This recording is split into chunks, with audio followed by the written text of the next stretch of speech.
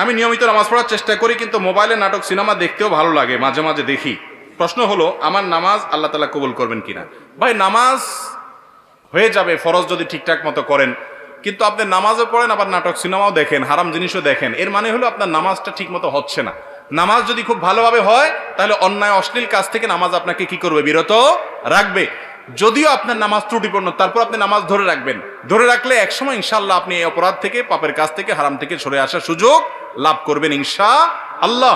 আপনাকে ট্র্যাকে থাকতে হবে, চেষ্টা ছাড়া যাবে না, চেষ্টা থাকতে হবে, একসময় আল্লাহ তৌফিক দিবেন। আর মনে রাখবেন, আপনি নামাজ পড়ছেন, আল্লাহর কাছে ইবাদত নিবেদন করছেন, আবার যে কাজগুলো করছেন সেগুলো আল্লাহ, হারাম কাজগুলো করছেন সেগুলো আল্লাহ নিষেধ করেছেন। যে আল্লাহর নির্দেশ পালন করতে গিয়ে নামাজ পড়ছেন, সে আল্লাহর নির্দেশ পালন করতে গিয়ে আপনার চোখকে হেফাজত করতে হবে, কারণ দুইটাই কার নির্দেশ? আল্লাহর নির্দেশ। হারাম জিনিস দেখাতে সাময়িক আরাম হয়, স্থায়ী আরাম হয় না। চুলকানির মতো, যখন চুলকাবেন খুব মজা লাগবে, চুলকানি শেষ, এরপরে জ্বলবে। আর চুলকানির সময় যদি না চুলকায়, একটু ডলে ডলে চুলকানিটা থামাইয়া দেন, তাহলে দেখবে না, জ্বলবে না। এই জন্য হারাম জিনিস দেখার জন্য মনের ভিতরে চুলকানি হয়, শয়তান উস্কায়, দেখ দেখ, দেখলে অনেক শান্তি পাবি। দেখার পরে ঠিকই অস্থিরতা লাগে, কি দেখলাম কি দেখলাম, হ্যাঁ হ্যাঁ চলে গেল, টেলিভিশন বন্ধ হয়ে গেল, সে চলে গেল, কি দেখলাম।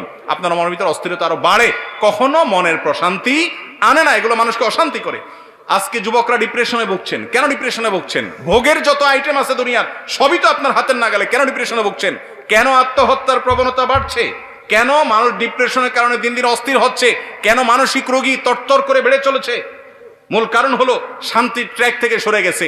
শান্তি ভোগের মধ্যে নাই, শান্তি নাটক সিনেমায় বুধ হওয়ার মধ্যে নাই, শান্তি মাদকের বোতল হাতে নেওয়ার মধ্যে নাই, শান্তি জেনার মধ্যে নাই, শান্তি চোখের জেনার মধ্যে নাই, শান্তি দুনিয়াতে ভোগ আনন্দের মধ্যে নাই।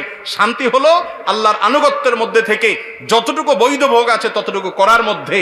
যে ব্যক্তি বিবাহের মাধ্যমে তার যৌন চাহিদাকে পূরণ করে এবং হালাল পথ ছাড়া হারাম পথে যায় না, আল্লাহ তাআলা তাকে শান্তি দেন।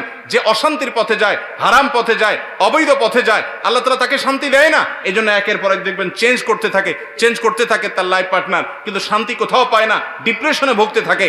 আল্লাহর কসম, এই দুনিয়াতে ভোগে আল্লাহ শান্তি রাখেন নাই, ত্যাগে শান্তি রেখেছেন, আল্লাহর নির্দেশ মানার মধ্যে শান্তি রেখেছেন।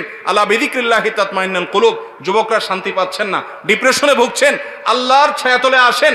আমি শপথ করে বলছি, আপনি কোরআন হাতে নেন, কোরআন বুঝেন, আল্লাহর সাথে কথা বলেন, নামাজে দাঁড়ান, দীর্ঘ সময় কথা বলেন, সেজদায় গিয়ে আল্লাহর সাথে কানাঘুষা করেন, ভোর রাতে উঠে দোয়া করেন। আমি শপথ করে বলছি, আপনি যে শান্তি পাচ্ছেন, পৃথিবীর কোনো মিলিয়নার, কোনো বিলিয়নার সে শান্তি পায় না, সে শান্তির ধারে কাছেও যেতে পারে না যদি আল্লাহর আনুগত্য তার মধ্যে না থাকে।